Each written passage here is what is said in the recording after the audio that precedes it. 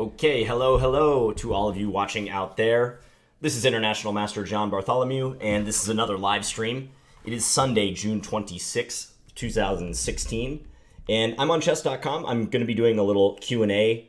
This is something I did maybe a month or two ago, just answer some questions from people, but I kind of forgot about this Q&A show for a while, but I wanted to bring it back. And Sunday seems to be a good day to do it. I'm not completely in the mood to play chess today, but I am in the mood to talk to you guys and answer some questions. So that's what I'll be doing for a little while here. And let me just make sure the stream is up and rolling. It looks like it is. Indeed, look what the cat dragged in. Hello, Sean. Hello, Steve, Anton, Stanfolio, Miles, Jacob, Pure Cheese, Reuven, Jacob again. How's everyone doing? Having a good weekend?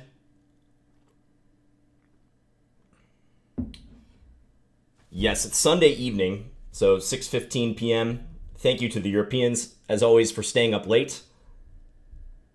I've been doing some housework today, so I haven't had a chance to stream prior to this. So let's dive right into the questions. Hi, John. What is a good way to learn patterns specifically? Well, there are a lot of patterns you can learn in chess, and probably the best example of learning patterns is the tactics trainer. So solving tactics, you'll quickly assimilate tons and tons of patterns by doing that regularly, trying to get on like a schedule where you do 15 to 30 minutes of tactics training problems per day. I'd recommend that. And also just from playing chess, you'll notice certain patterns. For instance, the way like a queen and a knight cooperate with each other compared to a queen and a bishop. That's one thing I mentioned in a stream one time, and a couple people said that that was kind of mind-blowing to them because they had never thought about that before, but just the mere fact that a queen and a knight don't duplicate one another's squares is something that may arise as a pattern. You know, take a queen and a knight really anywhere on the board. They complement each other very nicely, and that's why you can set up smothered mates and stuff, whereas a queen and a bishop, they will always take away some of the squares from each other. Like queen and a bishop are going to reproduce some squares.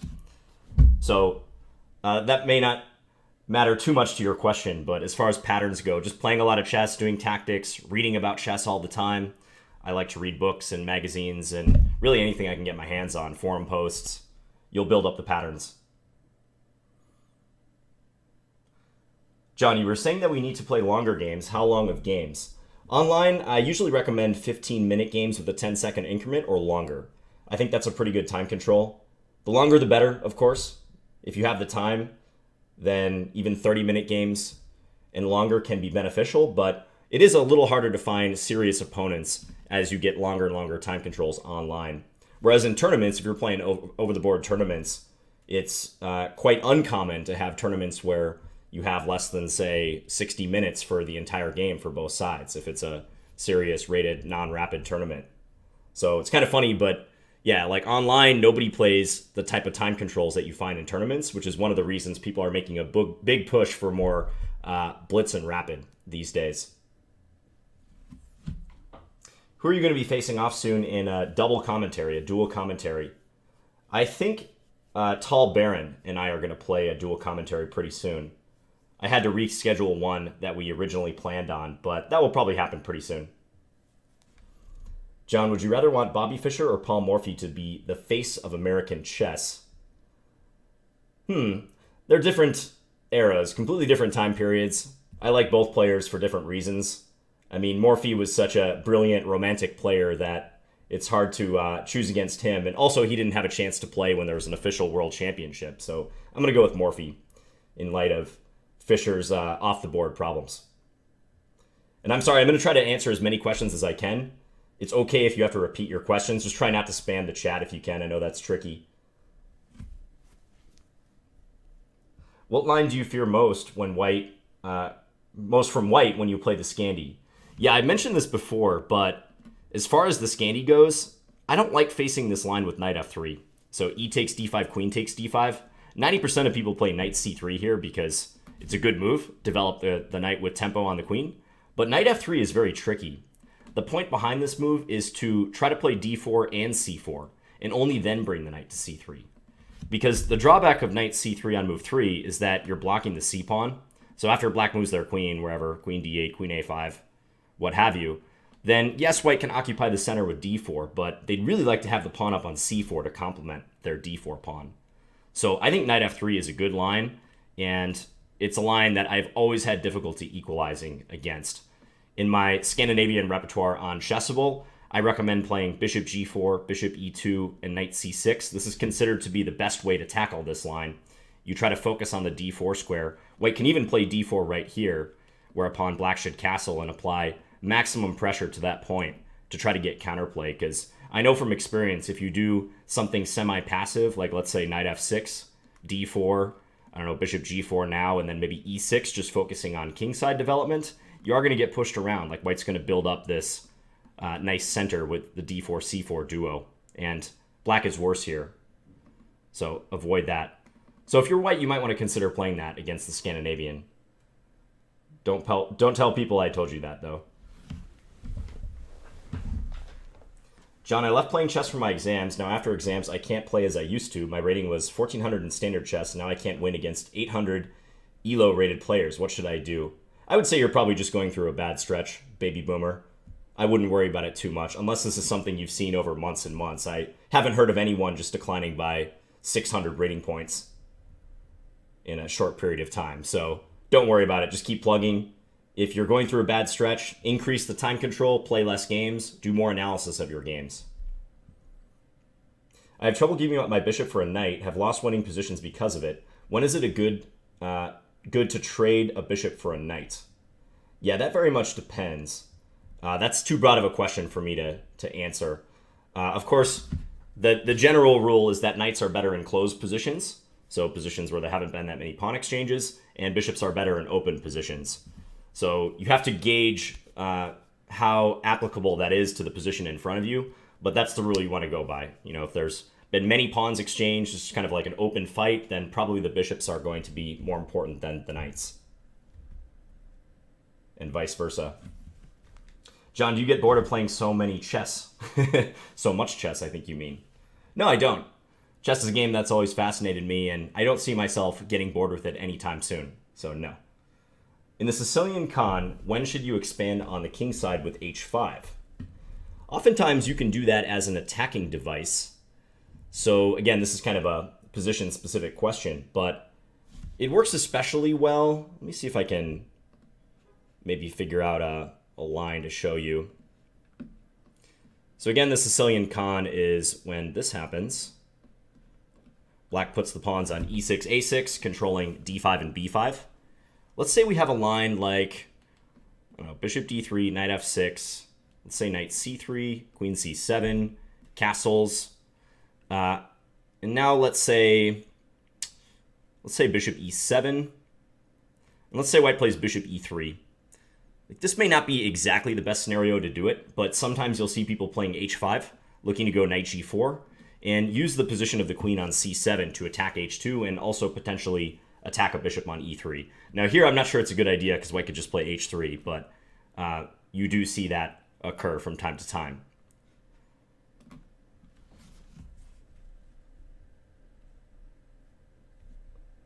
Why do you like the Scandinavians so much if white has so many ways of pushing your queen? Well, it's not that simple, Ruben. And the Scandinavian does get a bad rap. It has a slightly negative reputation, especially by people named Greg Shahade.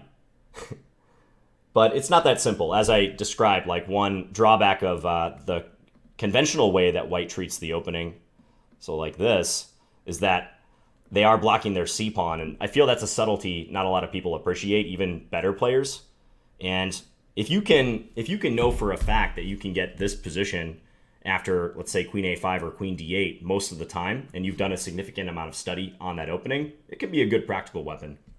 So for practical purposes, the Scandinavian is as good as most every other opening, I'd say, especially if you're not a grandmaster.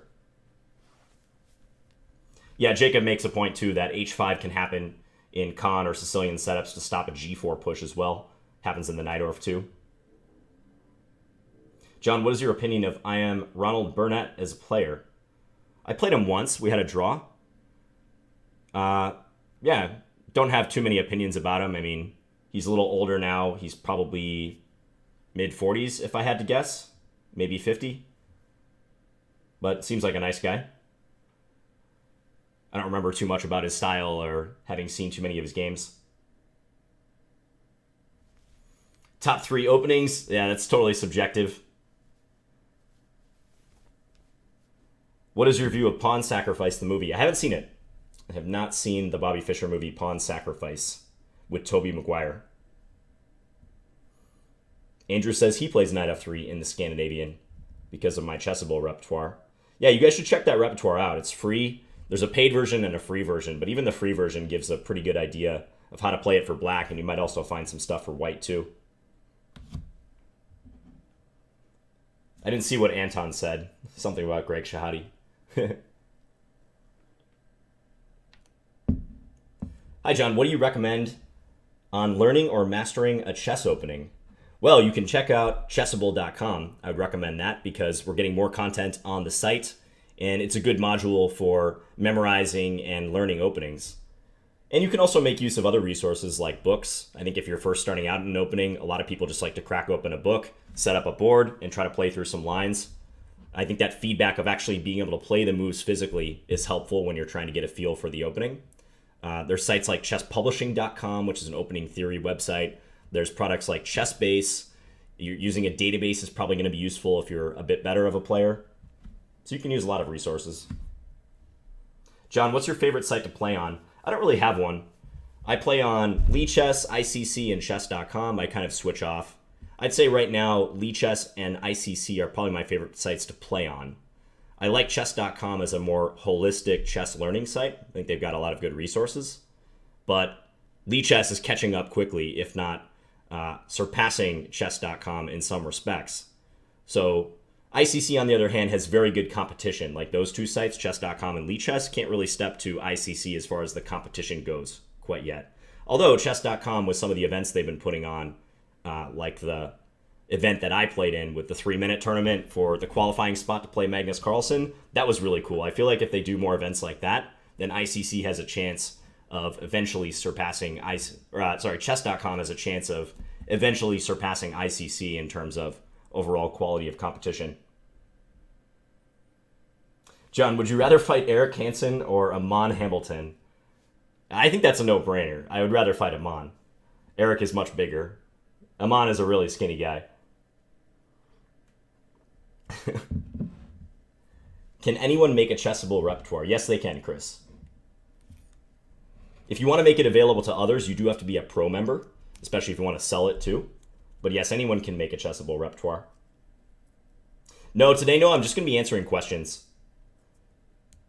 This is probably not going to be a super long stream. I will be streaming more often, though, in the coming weeks, so stay tuned for that.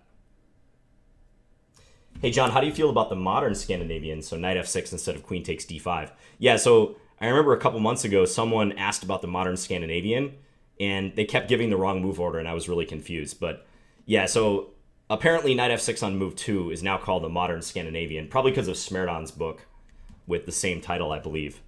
But yeah, this is an intriguing move because you threaten to take on d5 with the knight, you're delaying the recapture, and you're giving white a chance to try to defend the pawn on d5 or make it difficult for you to recover the pawn.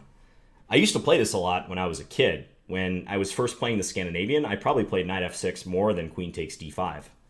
I moved away from it when I realized that there's a lot of ways white can just play normal chess and probably get a small advantage. But then again, you could probably say the same thing about the mainline Scandi. So I don't know, it's kind of just a matter of taste. I eventually moved away from it. But yeah, this is totally legitimate, and some of the lines are more exciting than the main line with queen takes d5. For instance, if white plays c4, you have the Icelandic gambit with e6. D takes e6, bishop takes e6, and black gets a lot of compensation. d4, there's this funky move queen e7, threatening discoveries. Bishop takes c4. Even c6 is playable here. That's a move that I've played before, because if white takes, again, black gets great play for the pawn with e5 coming. There's the so-called Portuguese variation. If white plays d4 and black does not want to regain the pawn again, they can play bishop g4. And there's a line f3, bishop f5, c4, e6, d takes e6, and now knight c6, which is a lot of fun. If white continues gobbling pawns, black just gets a massive attack. Bishop coming out to b4, rook to e8. This is a line I wouldn't mind playing again sometime. So yeah, it's playable, totally. Have you ever wanted to pursue a career outside of chess? Asks Jesse. Well, I was in law school for a while, one semester, so I briefly thought about being a lawyer, but decided against it. I haven't thought too much about what career I would do outside of chess, honestly. I'm 29 right now. I'm probably not going to do anything but chess. I have interests besides chess, of course, but yeah, nothing like that on the horizon. No big career change plan. Thanks, Vlad. How to prepare yourself mentally for big tournaments and how to deal with a loss. Basically, Ahmed, you have to have a short memory. You have to extract the relevant lessons from your games, but you also have to be ready to move on and not feel like the result of one game is going to impact the rest of the tournament. And I know that's really difficult for me to say and for you to put into practice, but that's the best advice I have. Have a short memory. So don't beat yourself up over losses. Like, everyone loses in chess, as in life and everything else. So, try not to have an ego about it. Be objective. Give your opponent credit if they played a good game. Don't make excuses. Chess is great because it's a game that rewards hard work and there's almost no luck involved. So if you lose, it was probably because you lacked understanding, you blundered, you miscalculated, something was wrong that day for you. And usually you can figure out what that is. There's not really a lot of mystery. And you don't have teammates you can blame and stuff. It's all on you. And I think that makes it extra powerful when you do start to improve, because you know that your improvement came from within. It wasn't a product of anything else.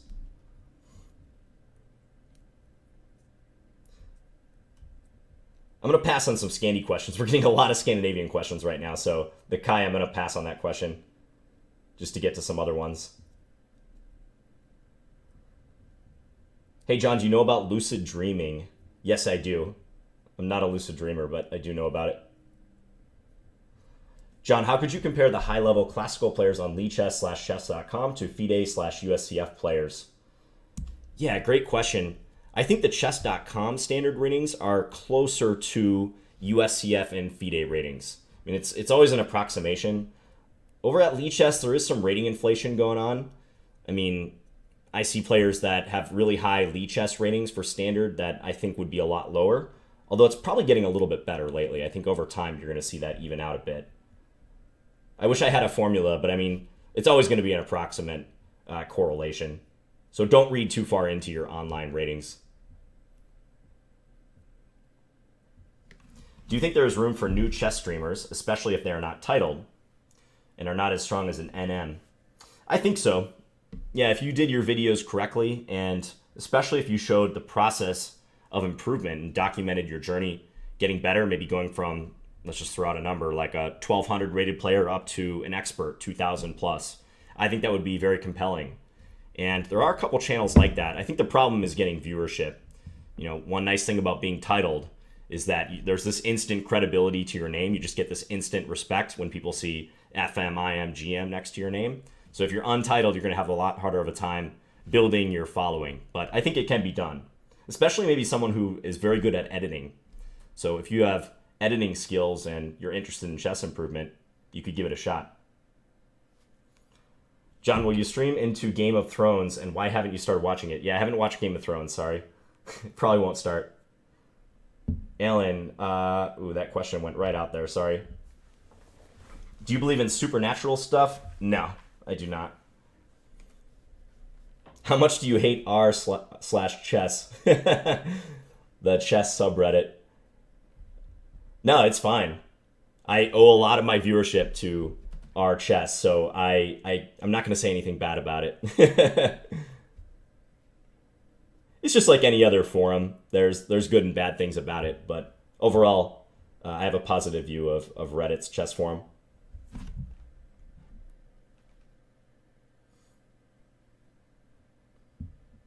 I'm playing under 2200 at the World Open. Do you have any tips for what mindset I should have? So if you're playing under 2200, Kai, you're probably pretty good. And I would say just try to practice good habits during the tournament, like get lots of rest. Try not to eat big meals right before you play. Some people say you shouldn't analyze your games during a tournament. Like, let's say you play a round, you get done with it. Most people want to know what happened in that game and where they could have improved.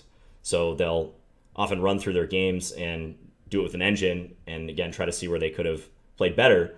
And there's a school of thought that says you shouldn't do that at all during the tournament, but I always do that during a tournament, so I'm not going to say you shouldn't. But yeah, just practice good habits. In the lead up to the event, I think it would be helpful to review your openings and also do some calculation. So hit your tactics trainer, maybe even solve some puzzles out of a book. Imagination in Chess is a great book that I often recommend for slightly better players like yourself. So do those two things and try to be as mentally sharp as you can. What do you think about the link between poker and chess? I think there's a lot of crossover skills, Nathan. No question. But I've also seen some very good chess players who are terrible at poker and vice versa. So yeah, there's similar skills needed to be good at both games, but prowess in one does not necessarily equate to prowess in the other. Do you have a systematic list of things to look for when solving tactics? Good question. Aside from your forcing moves, not really. So your forcing moves are, again, your checks, your captures, your major threats. Those are the moves that you want to center around, and most tactics are going to revolve around that. So beyond that, no, there's no process I use. And just like in a game, too, when you're deciding on a move, I think people have this impression that masters and good players have this like checklist of things that they're doing each and every time they look at a position. And it's really not true. When you're a good player, moves just kind of spring into your head and you analyze them. And you are looking at your forcing moves, of course. You're very accustomed to that. But there isn't like some formula that masters know that amateurs do not that allows a master to find the best move in every position. It just doesn't exist. Would you recommend studying traps as opposed to specific openings? No, I would not. Study traps in conjunction with the openings that you do play, but don't make them a focus. What do you think of Caruana's 2016 performance so far? Well, he won the U.S. Championship, so that was quite a big result for him, and finished runner-up in the Candidates Tournament as well. So I know in the Grand Chess Tour, the last two events, he slowed down a bit, but he's never that great in rapid and blitz chess, it seems. So that wasn't completely unexpected to me. So I'd say Fabiano's doing fine. I expect big things out of him the rest of this year and next year too. Hopefully he'll get to challenge for the World Championship, because I'm of the opinion right now he's the best player after Magnus. I mean, no offense to Sergei Karyakin, but Karyakin, despite beating Caruana in that game, I think is just an inferior player to him at the moment.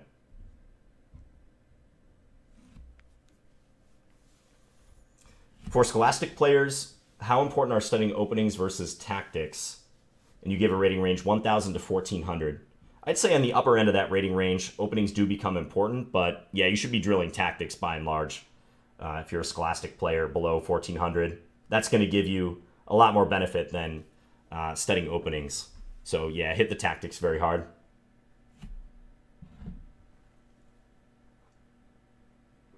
What is the best way to experiment with different lines? Play them online in games where losing is not going to hurt your rating over the board. So play some 15-minute games with openings that you're interested in studying.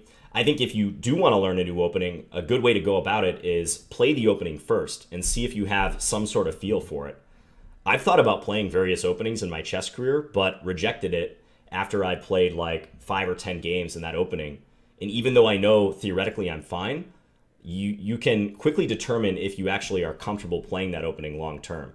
And that can save you a lot of work. Like, you don't want to spend, let's say, 100 hours studying some openings and then go and play these openings and decide that you wish you hadn't studied them in the first place because they're like too crazy or there's something about them that you just dislike. So play the openings first and then study them after once you have a feel for it.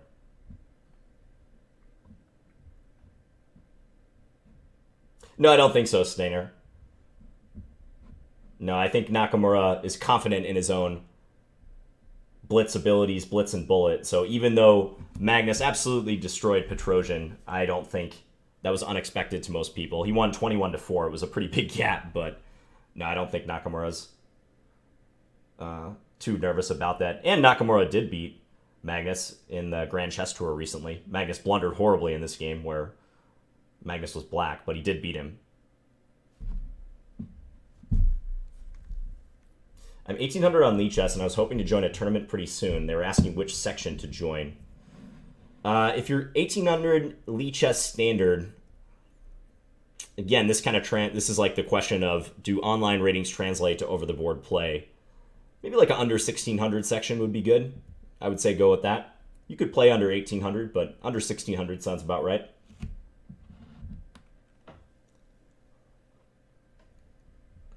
Does playing chess also help increase an IQ level, or is it just a myth? No, I don't think so. I don't think chess is going to make you, well, I was about to say chess is not going to make you smarter. Chess will not raise your IQ. Let's put it that way. I do think there are a lot of benefits for people of all ages in getting involved in chess as far as their critical thinking skills. But I've never heard anything about chess actually increasing your IQ. I think IQ is pretty fixed from what I understand.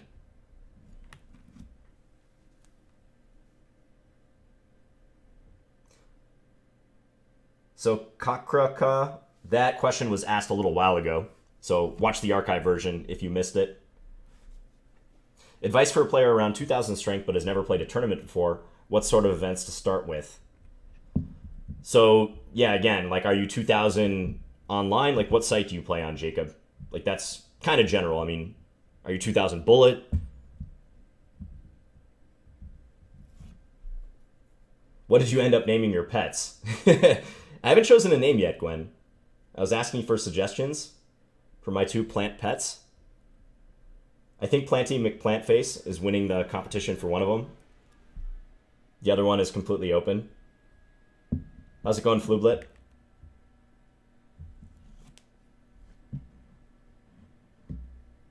Someone says there's a link between chess and IQ, but it's not a causal thing. Yeah, that sounds right. Would you rather read a novel or a chess book? Depends. I like good novels. How can one improve in chess after the age of 40? Just as you would after the age of 30 or 20. I wouldn't advocate too many different learning techniques based on your age. There might be certain limitations that you have, but after 40, I think you're still definitely sharp enough where you can get better, Trevor. You may try to shape your style in a way like, a lot of the old timers don't like to get into tactical affairs because their mental faculties can be slowing down a little bit, and maybe they'll be more comfortable in end games and slower positions. So I think there's something to be said for that. But as far as learning the game, I wouldn't approach it in a vastly different way, like doing your basic stuff, like studying your tactics, analyzing your games. All that stuff still applies. Hey, John, is there any validity to the Fromm's gambit versus f4? It clearly isn't sound, but it seems to surprise most bird players in short time controls. It's funny you asked that. So the Fromm's gambit is, if white plays the bird's opening, f4 on move 1, there's this gambit line e5, trying to knock out the pawn, and then after takes, playing d6. And if white continues munching on pawns, e takes d6, bishop takes d6, knight f3. I think the line is g5 now, trying to go g4, and you get into these wacky positions where I don't believe that black has full compensation, but it's interesting. And I think the Fromm's gambit at first sight seems attractive in combating an already weird opening, but there's some practical problems with it. f5 on move 2 is not one of them. For instance, I tried to play the Fromm's gambit once, and I was very surprised when my opponent played e4 and transposed it into a king's gambit. And I was already somewhat out of book because I didn't really play e4, e5 as black. So that's something you have to be aware of. And also just in general, I don't think it makes sense to excessively prepare or try to refute unusual openings like f4. Like f4, there's many ways you can equalize against it. d5 especially is the most highly regarded reply. So I don't know that you have to engage in a potentially speculative gambit that probably your opponent is aware of anyways. Most players who play the birds have ran into the Fromm's a time or two, I bet. So I'm not a big fan of it.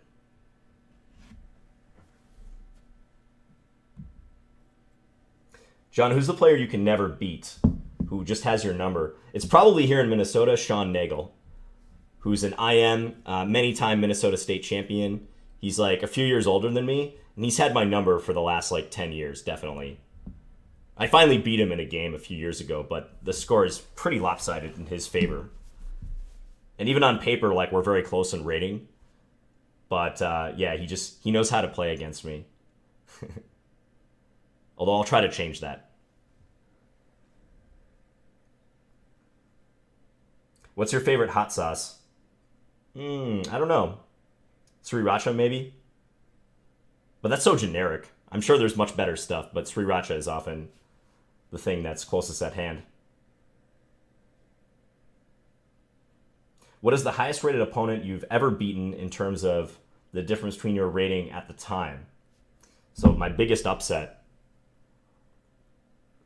I'm pretty sure when I was a Scholastic player, let's say 13 or 1400, I beat some 2000 plus players. So that was probably it. That's one annoying thing when you get a little bit higher rated. Like now if I make an upset, I might be beating, a moderately strong GM. I'm not playing Super Grandmasters on the regular. So I'm never going to have like a 500 point upset anymore because my rating is like 2,500. So yeah, my biggest upsets were when I was a Scholastic player, up and coming and underrated.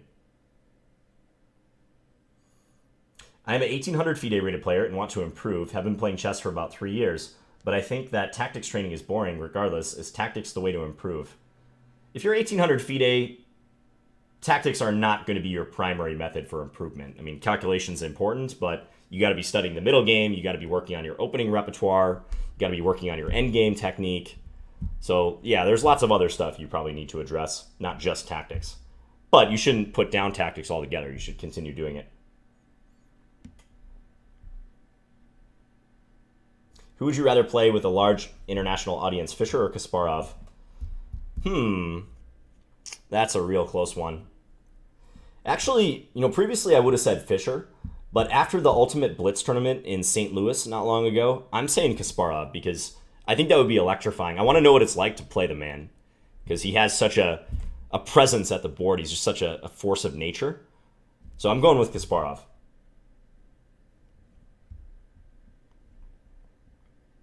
What is the maximum age you have beaten Play Magnus's app? You know what? I actually haven't played the Play Magnus app, I think really at all, other than those 2 videos that I made, where I played Play Magnus age 5 and age 5.5. So beyond that, I haven't really played it. In general, I don't find playing engines to be that interesting. For Magnus, I'll make an exception, though. I do plan to make more of those videos, by the way. Hey, John, are you up for playing Astana? Yeah, I'm up for playing Astana sometime. Oh, well, thanks, Matt. Tall Baron, do you think watching Magnus Carlsen playing Blitz and trying to guess the moves is useful for chess improvement? How's it going, Tall? Grandmaster in the chat. That's awesome. So, yeah, I would say so. I think so. That's basically like, what do you call it? What I was doing on a video not long ago, where you try to predict the move that's coming. So, yeah, absolutely. How's it going, Sean? What is your opinion on London system for white? Totally fine opening.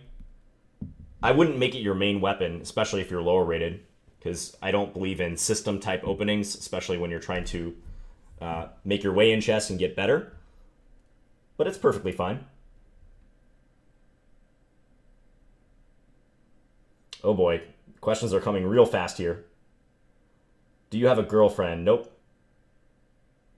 Who's the youngest player you've lost to since going pro? Well, I'm not a pro, but I have lost to like a 12-year-old, I think, before, 12, 13, when I was an IM. That was Andrew Tang here in Minnesota. I think he must have been about, 13, maybe 14, I don't know. He was young. I don't think he was in high school quite yet. So, yeah, he was roughly 2,200, and I was 25, 50 USCF, and I lost to him in a game. In the Jinji Indian, no less. John, do you think Naka or Carlsen or other legendary GMs know who you are? Naka definitely does. I don't know about Carlsen, maybe.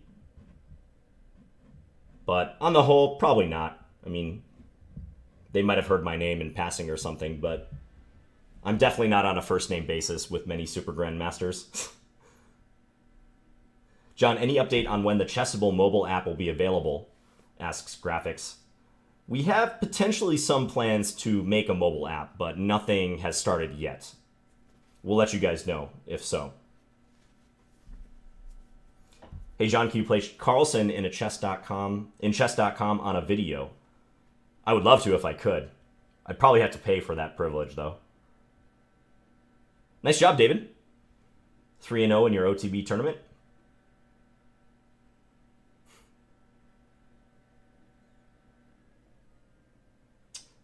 What is your favorite chess game? I don't really have one at the moment. I'd like to say I haven't played it yet. But as far as a game that has not been played by me, yeah, I'd have to think long and hard about that one.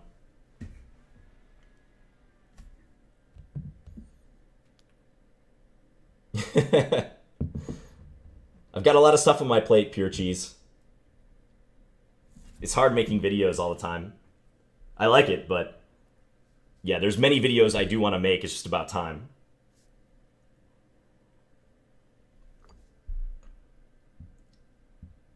John, what is your favorite sport besides chess? Basketball. The NBA Finals just finished, and I was glued to the television for most of the games, especially Game 7.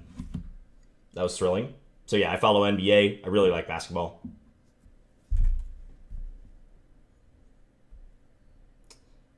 Let's see. I'm trying to find some people who have not had a chance to get a question asked yet. What's your favorite game that you've played? Asks Colin. Well, again, I don't think I've played it yet. But I would say the game I beat Grandmaster Alex Shabalov was pretty good. That was played in 2003, I believe. And it was a Sicilian. I was white. And I outplayed him in pretty nice fashion. And he was U.S. champion at the time. So that was a very memorable game and result for me.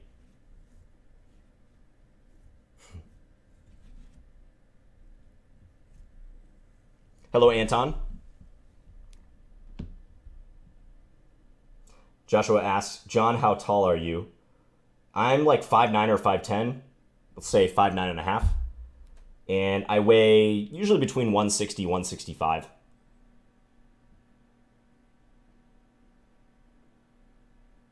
Any advice on an opening to play as white? Ooh, sorry, that question got cut off. Can playing online blitz chess be harmful to my progress as an amateur chess player? No, I do not think so. There is this notion that playing online can be harmful to you, especially blitz chess, bullet, but I've never really subscribed to that. I think there are better things you can do with your time, but no, it's not going to kill you to play blitz chess, and in fact, it could be helpful, especially if you're trying to practice your calculation, you're trying to learn new openings, so bear that in mind. Are you thinking of doing any more endgame studies? Not at the moment, but I'll probably add some at some point. Did you ever have any chess coaches? Yes, I did.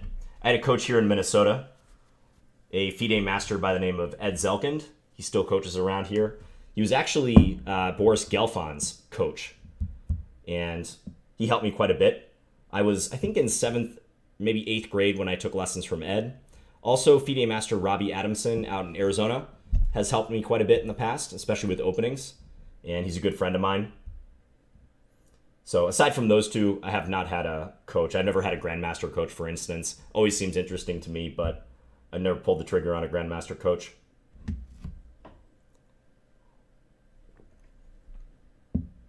Sorry, Arab, I'm trying to get to everyone. It's not easy.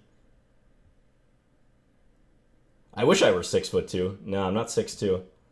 Do you think Karyakin stands a chance in the World Championship against Carlsen? I think he has like a 1 in 5 chance maybe to win it. Let's say 20%. I mean, if Magnus plays like Magnus is capable, it's not going to be really close. I mean, Karyakin is not going to get blown off the board or anything, but Magnus will win comfortably. Hi, John. How do you know when is the right time for a pawn break?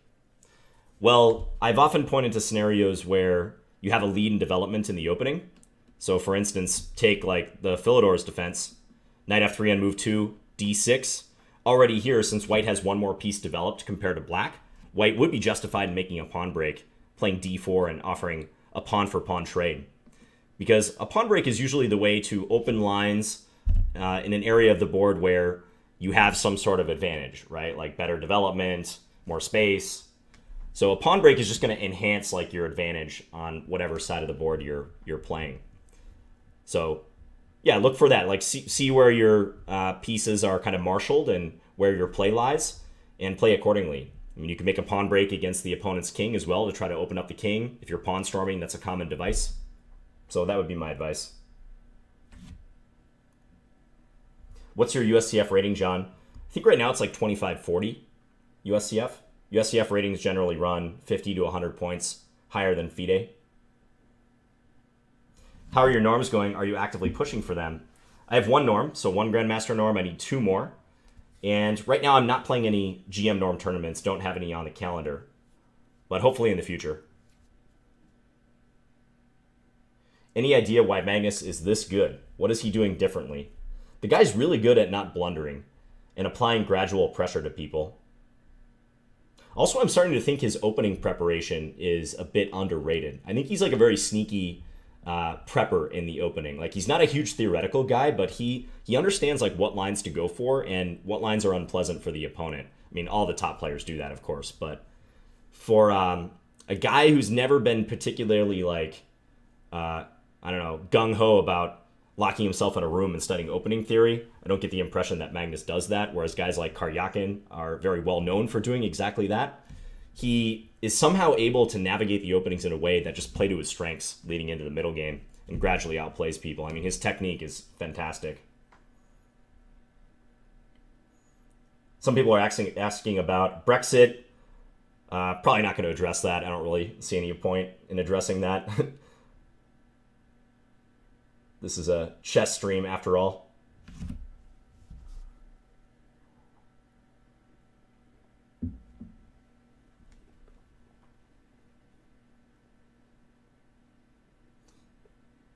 How are you this summer? Asked Sean. I'm doing well. Just juggling various things. And as I said in my video yesterday, just trying to free up some time for myself to study chess and play some tournaments, maybe in a few more months. Just want to set aside some time to get better and work on some of my weaknesses, particularly in the openings. I need to improve my openings. It's been a while since I've overhauled some lines. For an improving player, do you recommend learning lots of different openings / pawn structures or mastering just a few really well? Tricky question, because I've made certain recommendations in order to like cut down on the amount of work overall that you have to take on. For instance, when you're black and you're starting out, I often do not recommend playing against d4 like the Nimzo Indian, because I think it's a nightmare to study, especially for new players. There's so many different pawn structures you have to know how to play well. I think it's a huge undertaking. And you have to know what to do if they don't play knight c3 on move 3 and play like knight f3 or g3 instead. So I think there's something to be said for being practical about the structures that you go into, but you should also be very wary of getting locked into a certain set of openings to the point where it's detrimental to your progress. So if you find yourself just like mechanically playing the moves in the opening and you feel like you're never playing anything different, that might be a sign that you got to introduce some new lines. But it can be smart to be practical about your repertoire and choose lines that are not necessarily what the super GMs are playing, but are still reliable, simply because you don't have like 40 hours a week that you can study chess. There's nothing wrong at all about that. How old were you when you played and won your first blindfold and won? I have no idea, because I haven't played that much blindfold chess. How does memorizing games help you? Well, it can help you specifically if you get into opening lines where that game is kind of the model game. As in, for instance, the Morphy Opera House game. That's still a model game in Philidor's defense. But also just increasing your knowledge of chess culture in general, I think is highly beneficial. I know that's kind of a vague answer, but yeah, there's probably other benefits of memorizing games, but yeah, having a good knowledge of chess history and the important games, even if it's like a fragment of a game, like some cool position, recognizing a position and knowing what the maneuver was, that's pretty neat, and I know you'll get some respect for it too. And you might be able to apply some of the ideas too. Like one thing that comes to mind is Karpov's on move 24, bishop a7 in a game that he played against, I think it was Unzicker in 1974. And if you go up to any chess player, any like titled player, and say the move bishop a7, most of them will probably say, oh yeah, that's the move Karpov played against Unzicker, and he did it in order to double up his rooks on the a file. You know, they just know this specific device attached to that move. I would charge Greg a lot. Nah, I probably wouldn't. If Greg actually got on his hands and knees and begged to learn the Scandinavian from me, I would probably find it in my heart to teach him and bring him around to Team Scandi. John, would you rather fight 100 Anton-sized... Oh, man. Sorry, that went off the... That was going to be a good one. Whatever that question was. John, why you don't play on CC? What is CC? How much do you know about Go/Baduk? Not that much. I follow Go casually, and I was especially interested during the AlphaGo matches, the Lee Sedol versus AlphaGo match, those games, but I'm by no means an expert.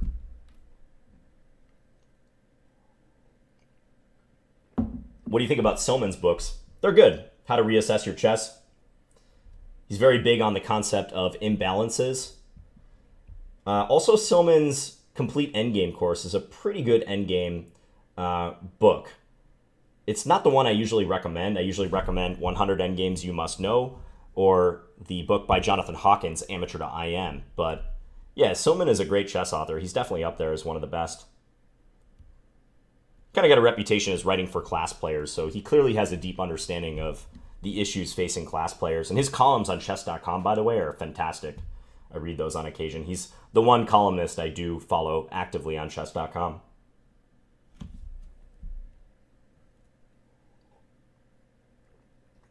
Would you rather fight 100 Anton-sized... Oh, it went off again.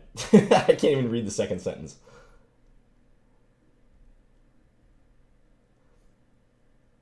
Have you ever put down a dog without going to the vet? No. I've never had a dog, so... I have not. Why don't you play the English in your videos? I do have some games where I do play it, Stanfolio. Usually through the knight f3 move order on move 1. So I'll often get into an English via like knight f3, c5, and then c4. You're right that I haven't played a lot of c4 on move 1, like the pure English opening, without any transpositions. I haven't done a lot of that recently. Just been trying to sharpen my game up, so I've even been playing e4 a bit more lately. Laszlo Polgar's books. I'm only aware of that gigantic one, the 5,344, whatever it is, puzzles and combinations, but that's a good one. I don't know of any other Polgar books. John, you should invite friends to play online, like chess.com Chess Rivals with Danny. Yes, Danny is open to chess rivals with other players, and he has done some with like Simon Williams and Keaton Kira. So I'm sure if you're a title player and you want to play Danny and do a dual commentary video, he can probably accommodate you, especially if you're an IM-GM. 100 Anton-sized Kramniks or 10 Kramnik-sized Antons? 100 Anton-sized Kramniks. I'm not going, like, 10 Kramnik-sized Antons sounds terrifying, so I'm going to pass on that. Do you have a favorite endgame study? I like the famous one by Richard Reddy. This is one that many of you have seen before, but it's well worth showing. This is just a beautiful problem. Pretty simple, but... so this is white to move and draw. White's pawn is going this way. Black's pawn is going this way, trying to promote on h1. And the first time I saw this problem, I was really confused. And even after I saw the answer to it, I was still confused. Because White's king, it appears, has no chance of stopping the pawn, which actually is true. However, you can draw this by using your king as both an attacker and a defender. And let's say you wanted to get to like the h2 square from this position. The kind of the key to the position is that you could just go straight up the board, straight up, back down the h file, and it would take 1, 2, 3, 4, 5, 6 moves to get there. But you could also take this diagonal route, 1, 2, 3, 4, 5, 6. And therein lies the answer for White. Like, why go in just a one-dimensional route when you can go towards your c-pawn as well to help it out? So the solution is king g7, And here black can play king b6 or h4. Let's say h4, king here. And now if black continues sprinting with the h-pawn, then white will just say, all right, I'm not going to try to stop the h-pawn anymore, but instead I'm going to cut over and try to promote the c-pawn. So king e7, h2, c7, and if king b7 trying to stop the c-pawn from promoting, king here, and white will get the promotion with check on the next move. So, oh no, the position won't let me go back. That's annoying. Let me reset this for a second.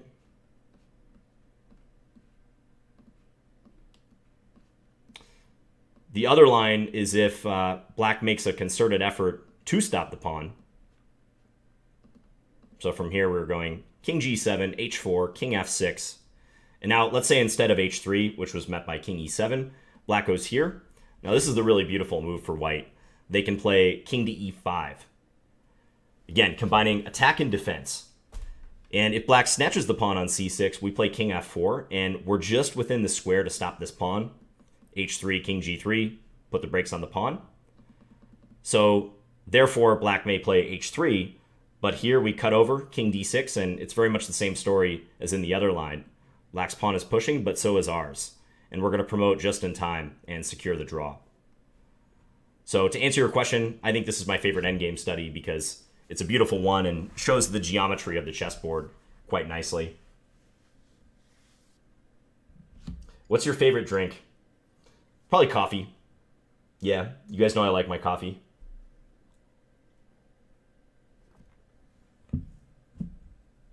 Antonio, you might want to, in the comments to this video, tell me exactly what position you're referring to, the sacrifice on e6 in the Scandinavian. Hard to say exactly.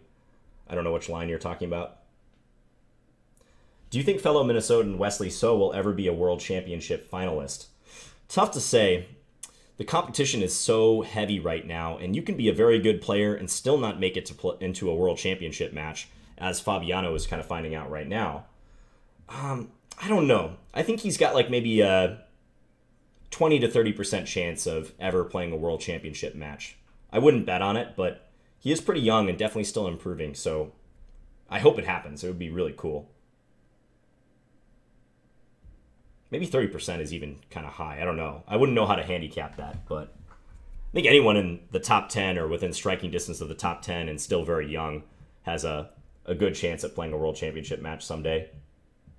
Although nowadays they're doing it every 2 years, aren't they? So that even cuts down further on your chance. You got to wait a whole 2 years if you don't make it. So probably even 20% is too high. Okay, guys, I'm going to take a few more questions and then wrap this up. This is exhausting. These are by far the toughest videos to do for me, I think. Like just reading the chat and answering question after question. It's very difficult. Just keeping up with all the great questions you guys have. Thanks, Imperial Trooper. Hey, John, isn't a3, e5, d4 just a reverse Scandi up a tempo?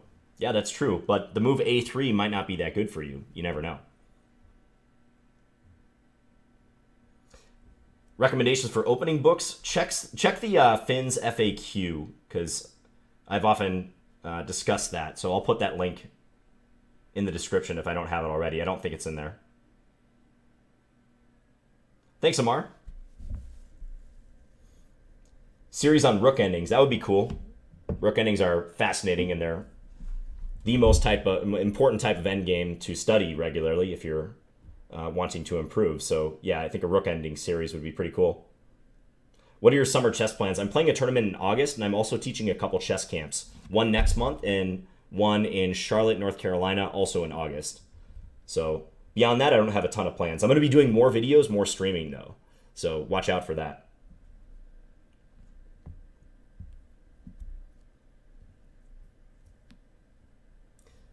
What advice do you have for slow players who lose a lot on the clock? Try to play games and force yourself not to care about the quality of the game. So just play at a consistent rate, and you might even want to play some faster games just to practice this, but play at a consistent rate and force yourself to play moves that you think are perhaps even suboptimal, and just get yourself accustomed to playing at a consistent pace. I mean, that's not the be-all, end-all of curing time trouble, but it's one of the best ways to work on it.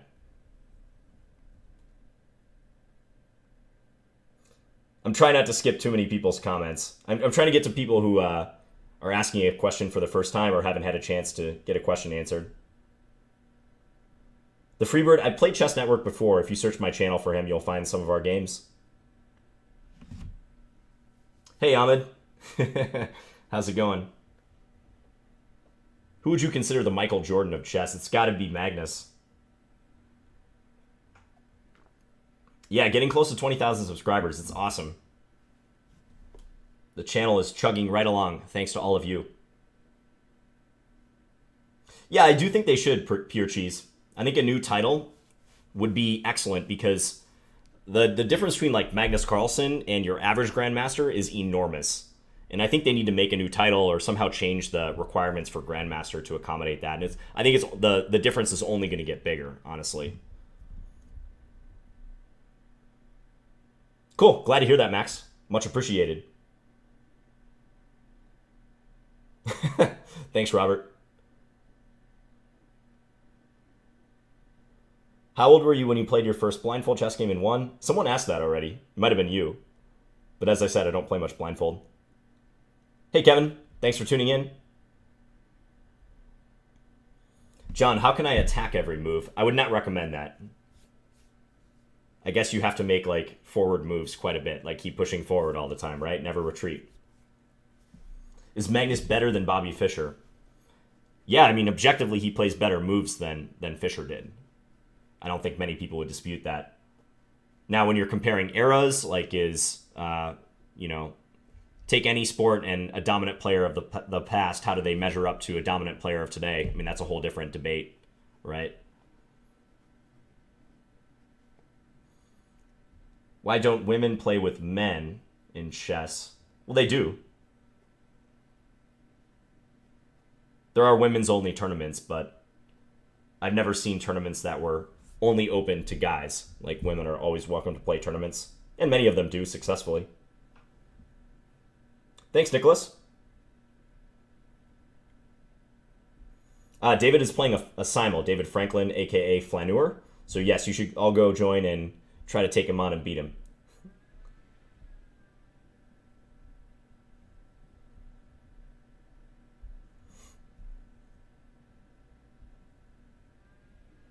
I have not seen one of your questions, Chess Hub. Hey, John, what are your tips for tournaments? Very, very general question, Hisham. Someone asked it earlier, though. I was saying get lots of rest during the tournament. If you want to analyze your games during the tournament, do so, but don't let that take away from your actual play. Try to work on your opening repertoire leading up to the tournament and also your calculation, too.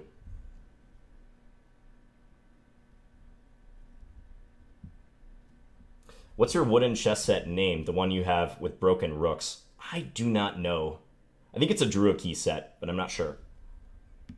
John, which channels do you watch or are sub to on YouTube? I'm sub to all of the big chess guys on YouTube.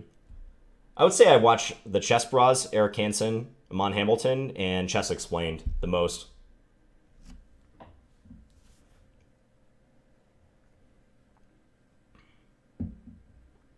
Hey, John, I was wondering what your opinion on how to improve one's chess. Is the tactics trainer the best option? Yeah, again, this is a question that's been kind of asked before. Really depends on your level, but you should be doing tactics and calculation. Okay, guys, we've been going over an hour, and I think that's a good time to call it quits. So sorry if I didn't get to everyone. I'm always happy to answer questions in future streams, though.